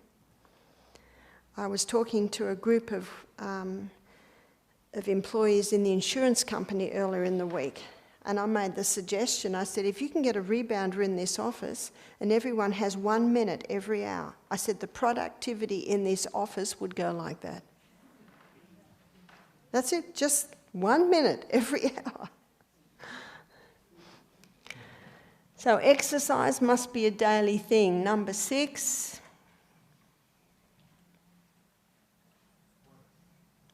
Number 6 is proper diet.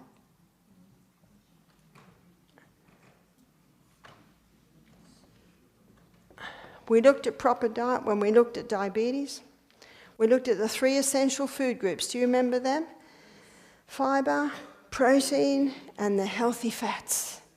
Fats as they came from the hand of the Creator. Carbohydrates aren't bad. Remember, it's only when they're overdone and refined. So get the carbs down and the fibre, protein, and fat up. They prevent hunger. Number 7 is use of water. We need to be drinking, on an average, 8 glasses of water a day. More if you're bigger than me. And Also more if you're physically working outside perspiring. That's common sense, isn't it? And do you remember the way to get the water inside the cell? Take that little bit of Celtic salt. If you can't find Celtic salt, get a bottle of seawater and just have a little mouthful before every glass of water. And that'll get the water inside the cell. And remember, little by little by little. Take half a glass when you get out of bed. Or before you get out of bed, half a glass. Get out of bed, get dressed, another half a glass. Go to the bathroom, another half glass. Pray, another half a glass. Read your Bible, another half. You're getting a lot of water in. And 8 is trust in divine power. This is the 8th law of health. Trust in divine power. And Isaiah 26 verse 3 says, "Thou wilt keep him in perfect peace, he whose mind is stayed upon thee, because he trusteth in thee." I find that some people, especially women who are postmenopausal, are beginning to have anxiety attacks, are beginning to have trouble sleeping, all because of the high estrogen from the pill that we're on many years ago, because progesterone is your karma, it's your happy hormone. And what happens is a lady may have a panic attack and then she's begun a pathway. And the more she goes down there, the stronger the pathway gets. In fact, one lady recently emailed me and she'd gone to hospital with panic attacks. They took her home. An hour later, she was back in the hospital. You know what you've got to think? What are they going to do in there? Do you know that you can do so much by just breathing deeply, having a crystal of salt, a big glass of water, starting to laugh at something silly, and just breathing deeply and saying to yourself, everything's all right. Tomorrow, in the first part of the lecture, I'm going to show you the parts of your brain where your feeling is and your decision is. Knowing the distinction between those two parts, knowing what strengthens and weakens each part, it enables you to be in a position where you can actually say that to yourself, it's all right, and to calm down. There's 1 Thessalonians 5:18, the Bible says, "In everything give thanks, for this is the will of God in Christ Jesus concerning you." So if a panic attack's coming, what does the Bible want us to do? Be very thankful. Because once you conquer your panic attacks, which you can help the next person. What about sleeplessness? That can be very, very frustrating. So it's a good idea to have breakfast like a king, lunch like a queen, tea like a pauper, so you haven't got digestion rumbling away when you go to bed. And also memorising scripture. Do you know, it's a great pastime. It's one of my favourite pastimes. And most people give up too soon. I'll be memorising all week, and at the end of the week I'll try and say it and I can't say it. You just don't give up. It's just like, if you've seen concert pianists, beautiful playing, just magnificent. Do you know they practice 8 hours a day for 2 weeks before they present? So that's what I say. What are we prepared to put into this? And they're playing for a performance. We're actually preparing for our latter years of life, which I actually want to enjoy. I want my daughter Jessica to come out one morning. Maybe I'm 99 like my grandmother was. Oh, Mum hasn't come in for breakfast. Oh, she's lying down on the path. Oh, she's dead. How nice. Maybe I've got a gardenia in my hand. Do you know, we've all got to die, is that right? And not in every case, but in many cases, the way we live determines the way we die. So God wants a people who are fit, active, and ready to work for him, no matter what the age. Is that right? Moses didn't retire, did he? No. And that's why adhering to those 8 laws of health they're the true healers. They're the true remedies. So the Anna's Wild Yam Cream can help. But if you're going to bed late and you're not exercising and you're not eating the plant-based diet, can you see that the yam cream is not going to be able to be as powerful? So every piece has to be in place.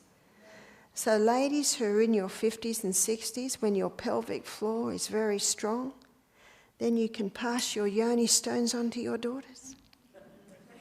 And then they can pass them on to their daughters. One lady said that a week after hearing this lecture, she came home and on the kitchen table were the yoni stones and her husband's pointing to them. I got you a present. My gift.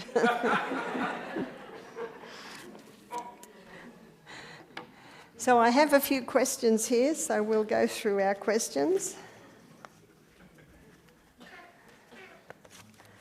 Okay, what can I do for my thyroid problem? Well, I think this was written before this lecture, is that right? But let me just do some defining things. Absolutely, the going on the Anna's Wild Yam Cream to get that estrogen down, which is opposing the thyroid function. There's a book by Dr. David Brownstein. He's considered the world expert on iodine, and the book's called Iodine, Why You Need It and Why You Can't Live Without It. And he shows that under and overactive thyroid can be an iodine deficiency. I don't think that should be too much of a problem on the wonderful island of Bermuda, because there is nowhere that is far from the sea, yeah? And those, the sprays from the sea, the crashing of the waves, the iodine basically goes into a gaseous form and lands on the land. So all your vegetables grown here would have their iodine levels. Now you can buy iodized salt, but that's sodium, chloride and iodine, whereas seawater is 92 minerals. And as soon as you open the iodized salt, well, not as soon as you open it, but in about an hour, all the iodine's gone. Got that? So when you walk along the beach in the morning, breathe in deeply and you might get some of your iodine. Your thyroid gland needs selenium to convert iodine into thyroxine. And if a person has mercury fillings in their mouth, mercury has an affinity for selenium. You only need 5 Brazil nuts a day to get all your selenium levels. But meantime, get your mercury fillings replaced, ideally. So that's what you can do for your thyroid, and make sure you exercise, because your thyroid controls metabolism, and the only way to change your metabolic rate is exercise.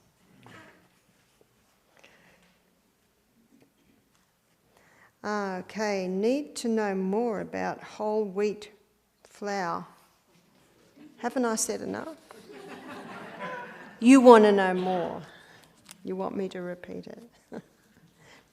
Now, there's a very good book called Wheat Belly by Dr. William Davis, and he gives the whole story, but basically it was hybridized in the 50s, went worldwide in the 70s, so by the 1990s. And the farmers love it, because they get 10 times more grain per acre. That's 10 times more dollar per acre. So it's everywhere, it's everywhere. And the problem, again, has arisen because most people, especially vegetarians, overdo the wheat. Because many people, when they stop wheat, they go to the pastas, the cereals, the breads. And so when a person stops wheat, which I'm sure you're all inspired to do for 2 months, once you conquer your sinus, your irritable bowel, constipation, eczema, all the sinus, psoriasis, once they're conquered, you can probably have a little bit now and then. But it's the hybridization of the wheat that has ruined it, unfortunately. But then again, a little now and then, not a big deal, once you've conquered your problem. Question: what are some natural ways of treating serious premenstrual problems like painful cramps, insomnia, and mood swings? And I know this was written before this lecture, but I have seen implementing this program has changed so many lives. In fact, the people that make Anna's Wild Yam Cream, that's all they do. They're not a huge company that sells 1,000 products, it's just the Anna's Yam Cream. They have filing cabinets full of people who've been helped. In fact, she said there are many babies today whose names are Anna. Couples unable to have children, and then implementing this, they were able to. How nice. Can ADD and ADHD be treated naturally? It can. The book Stop Autism Now is also about attention deficit syndrome and ADHD. And in that book, basically he says stop the wheat, dairy, refined sugar, start supplementing with the coconut oil. And you can get amazing turnarounds in those things. How can a young person addicted to marijuana be encouraged to kick the habit? How can they get help? Can natural herbs help? And how can a hormone imbalance be treated naturally? Ta-da. We've looked at that one. Now, for a young person to get off marijuana, they need to want to get off marijuana. So once they make a decision that they would like to stop marijuana, I really believe that it's the power of God that will enable a person to do that. Yes, they can do it naturally. A couple of days of just juice fasting, running along the beach every day, diving in the water, climbing up hills, and I've done a lot of that over the last few days. Being outside and getting the mind off it, and then being away from other people that smoke it, they definitely can stop it. And I've seen many do that.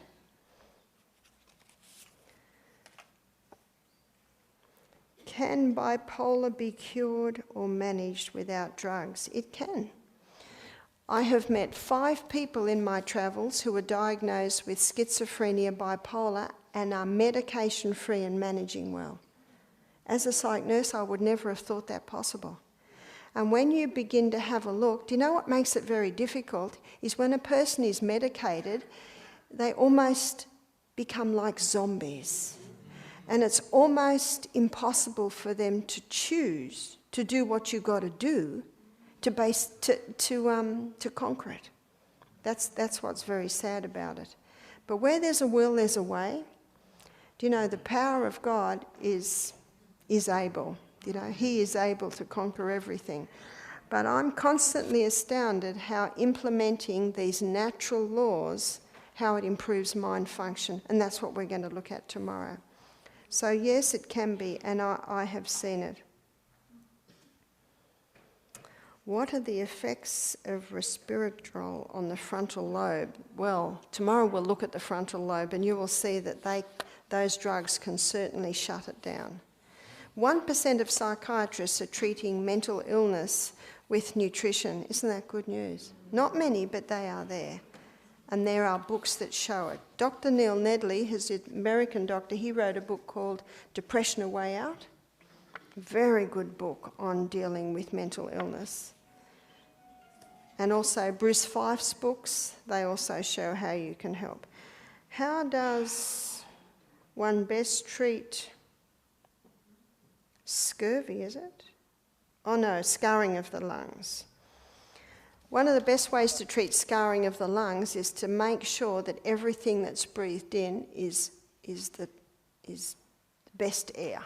So you have to be very careful in Bermuda that you're not near any mould or any chemicals. And the sea air has negative ions in it. They're electrically charged oxygen molecules.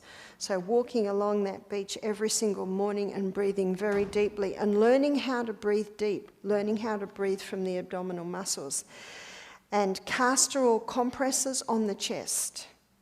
Castor oil penetrates deeper than any other oil, and wherever it penetrates, it can break up lumps, bumps, congestions, adhesions. It's a remarkable oil.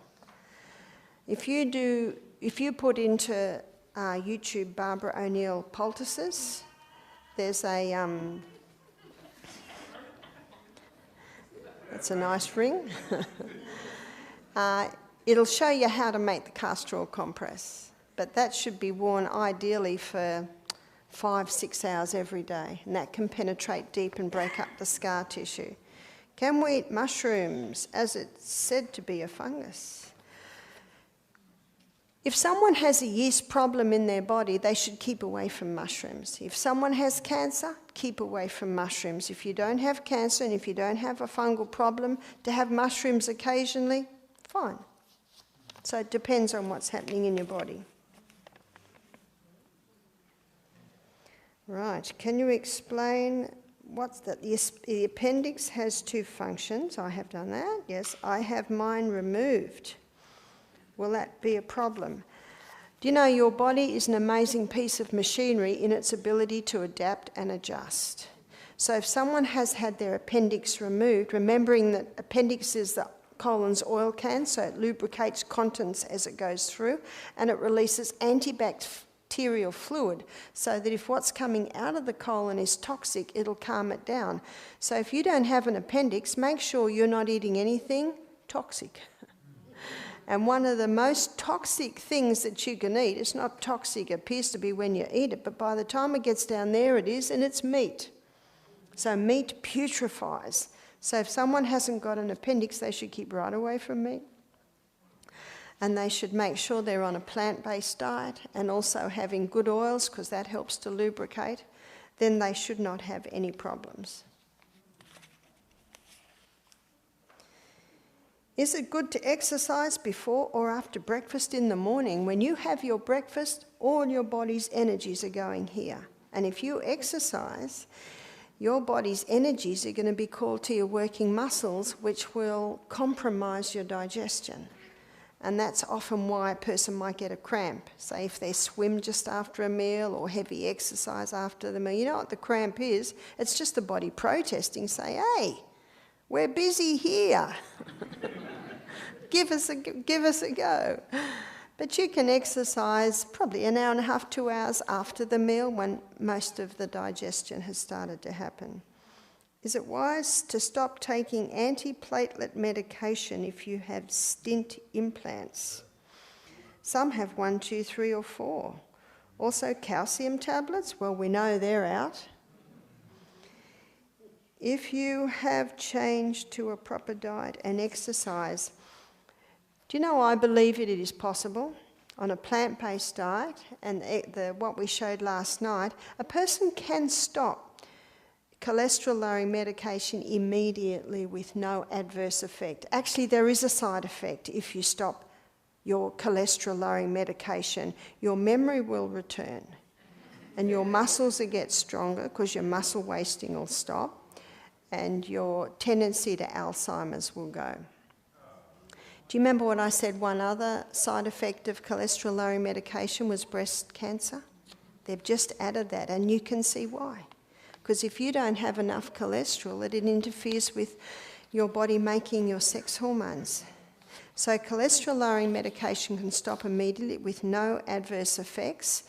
If you stop your blood thinning medication, ideally, first of all, you make sure you're having at least 8 glasses of water a day, having that little bit of salt before each glass, and just drinking half a glass at a time all through the day on a plant-based diet. I have known people to do that. Exercise is important, so you have to look at swimming or cycling or rebounding, those types of exercise. And I have seen people do it, but it must be done cautiously. I think I gave you the story of Henry, the guy who was on 6 medications. And who took him off his medication? His doctor, because he began to implement everything and the levels came back to normal. Is there a way to make distilled water better for you? Well, I guess if you're having the salt before every glass of water, you're having that little bit of salt. Can one get off high blood pressure pills and cholesterol? Absolutely, cholesterol tablets can stop, and I gave you plenty of research that you can check out for yourself. One of the best is The Great Cholesterol Con by Dr. Malcolm Kendrick, the cardiovascular British surgeon, who shows very clearly that it's a con. So they can be stopped immediately. Your high blood pressure pills, Blood pressure doesn't come down quickly. So you can do what Henry did in the story I told you. He changed his lifestyle. He went to a plant-based diet. He started drinking more water. He started exercising. He was on the hawthorn berry tablets. And who took him off his blood pressure meds? The doctor, because he went to the doctor and his blood pressure had come right down. Now, what had also happened was, because he'd changed his diet, he had lost weight. And when you lose weight, that automatically affects your blood pressure. How often should you take Celtic salt? Every day, before each glass of water. So that's 8 times a day, at the start of every glass. Dr. Robert Thompson says all you're doing when you do that is replacing the minerals you lost yesterday.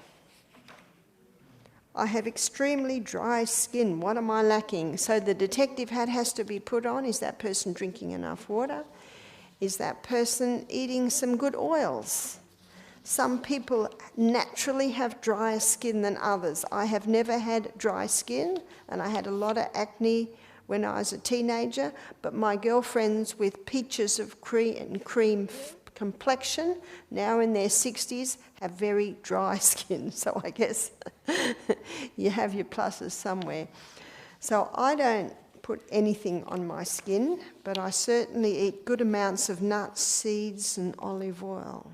So really, you can nourish your skin best from the inside.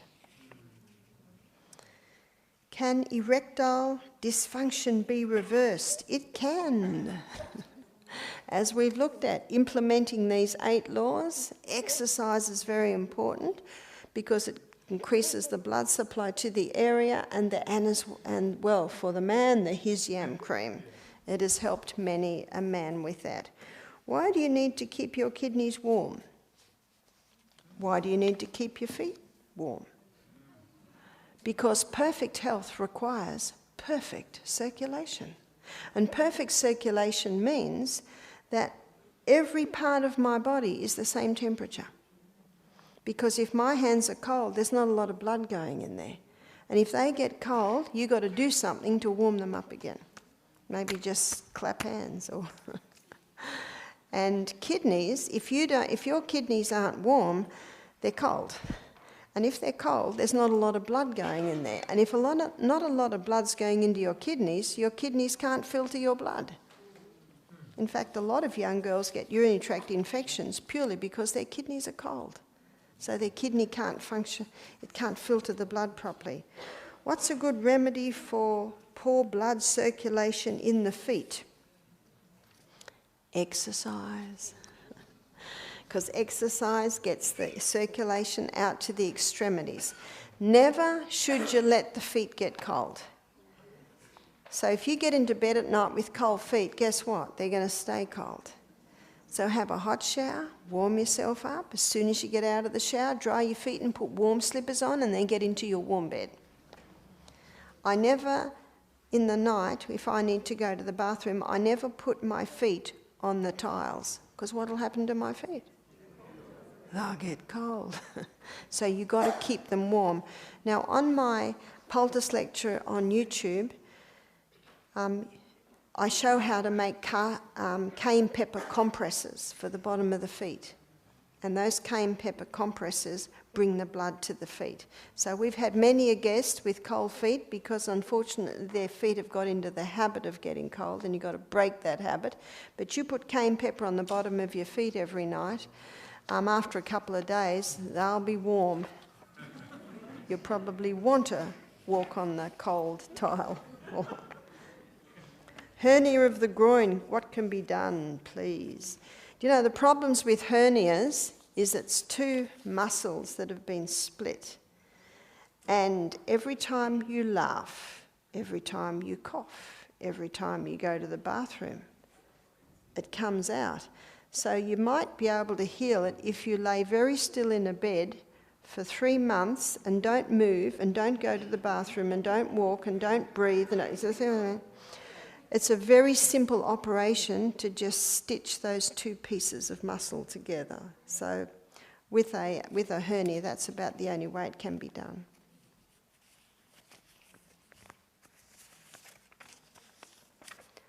Oh, no question there.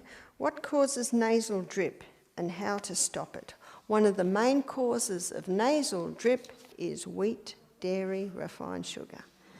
Because when there is an intolerance to wheat, dairy, refined sugar, it builds up mucus in the eustachian tubes and you get that drip, drip, drip. Now remember, if you stop the wheat, dairy and refined sugar, it might be 2 months before it's out of your system totally. You can eat a slice of bread and it'll be out of your body in 24 hours, but the effect remains, especially if you've had this for years. I have a fat lymphoma. How can I get rid of it instead of an operation to cut it out? One of the problems with cutting it out is it can just grow again. But castor oil compresses can help. But also exercise, because when you exercise, you increase blood right out to the extremities, to every part of the body. And also exercise, particularly rebounding, stimulates your lymphatic system. Remember, that's your body's vacuum cleaner, helps to get rid of these things. But at the same time, try a castor oil compress. The castor oil compress can be used again and again and again because it's not drawing anything out of you, it's like a vehicle holding the oil to go into you. Can you heal cryptic tonsils? What do you suggest to use? Do you know one of the main problems of tonsil problems is an allergy to wheat, dairy, refined sugar? Have I said this before? So it's eliminating that and allowing the tonsils to heal. And you can gargle with a little castor oil. You don't want to swallow that stuff, but you could gargle and spit it out. Oil pulling's very good too. That's putting coconut oil in your mouth, swishing several times if you've given it a go, and then spit it out on the grass, rinse your mouth, and that can help bring things up from the tonsils. You can also put castor oil compresses around the neck overnight because that will penetrate through into the tonsils. Oatmeal is a hybrid. Well, I guess you'd have to check that out. Organic oats aren't. So you can check that one out. Tofu is toxic. It has a strand like estrogen. Well, as we just looked at, the only toxic tofu really is your genetically modified tofu that's been grown with herbicides and insecticides. And it says that it had a strand like estrogen. Remember, it's a delicate estrogen. And it actually protects your estrogen receptor sites from the really toxic estrogens. And so it's great when you have a question like that and you know the facts. Because remember, we should never make any decisions based on fear. We should make decisions based on fact. And when we have the facts, then we have faith.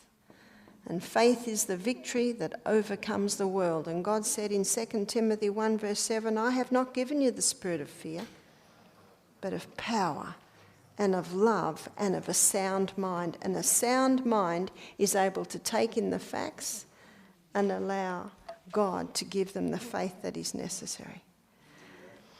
I look forward to seeing you tomorrow morning at 9 o'clock, where I'm going to be talking about the part of the brain where we make our decisions, and I'm also going to be showing you what weakens and strengthens that part of the brain, because our decisions determine our destiny. And in the second part of that lecture, we'll begin at 11 o'clock, we're going to be looking at the basic laws that govern the functioning of the brain. And in that lecture, we're going to be looking at all the spiritual, mental and emotional aspects of disease. So please bow your heads while we close. Father in heaven, we thank you so much for giving us wisdom and knowledge and understanding on how our hormones work. Thank you, Father, for showing us the things that have caused the disruption, but most of all, we thank you for showing us how we can bring back the balance. Thank you again for bringing us here, and thank you for this information and knowledge.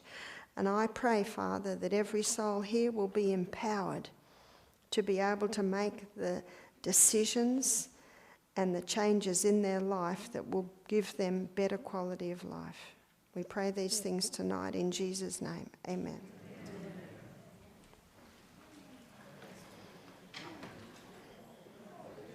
Before you leave, just real quick, if you have one of these cards, we're just asking that you just turn this in at the front. Also, if you feel blessed to just leave a free will gift and offering. And also just remember, tomorrow is the last day. The information on the screen if you need it, and just an invite by our health director. Yeah, as you go out, you may see a brochure. It says Nature's Way, but that's not the theme. It's going to be Health Weekend at Rockaway Seventh-day Adventist Church in 2 weeks from now. It's not Nature's Way. The theme is actually looking at the whole aspect of whatever you do it with all you got. You know, something about making a commitment that involves all of you that has a way of transforming our lives. And it's our lack of total commitment that results in our constant failure. So take a look at that, and it promises to be really exciting. Messages, question and answer, and also cooking class. All right? Thank you. You are dismissed.